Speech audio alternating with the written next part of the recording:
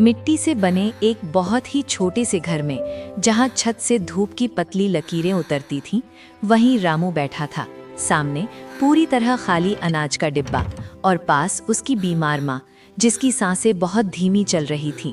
फिर भी रामू की आंखों में शिकायत नहीं, बस उम्मीद थी। गांव की गली में अचानक अमीर सेठ की तेज हंसी गूंजती है। लोग चुप हो जाते हैं और रामू सिर झुकाकर सब सुन लेता है। शाम ढलती है।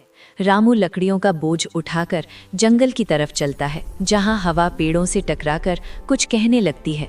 और उसी खामोशी में एक टूटी हुई झोपड़ी के अंदर हल्की सी सुनहरी रोशनी चमकती है। वहां जादुई चक्की रखी होती है। चक्की जैसे सांस लेती है और बिना बोले कहती है, मुझे लालच से दूर रखना। जब रामू उसे घर लाता है तो माँ की आंखों में डर भी होता है और भरोसा भी।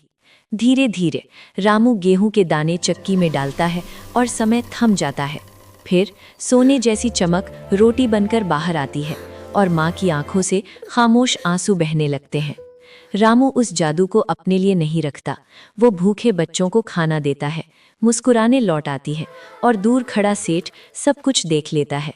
रात का अंधेरा सेठ के दिल जैसा गहरा होता है। वो चक्की चुरा ले जाता है, सोना डालता है, लेकिन चक्की कांप उठती है, काला धुआं उठता है और लालच बेनकाब हो जाता है। सेठ टूट जाता है, गरीब बनकर जमीन पर बैठ जाता है और उसी पल रामू उसे पानी देता है। आखिर में चक्की आखिरी बार बोलती है और रामू अपने लिए कुछ नहीं मांगता, बस पूरे गांव की खुशहाली मांगता है। धीरे धीरे चक्की रुक जाती है, जादू खत्म हो जाता है, लेकिन खेत हरे हो जाते हैं।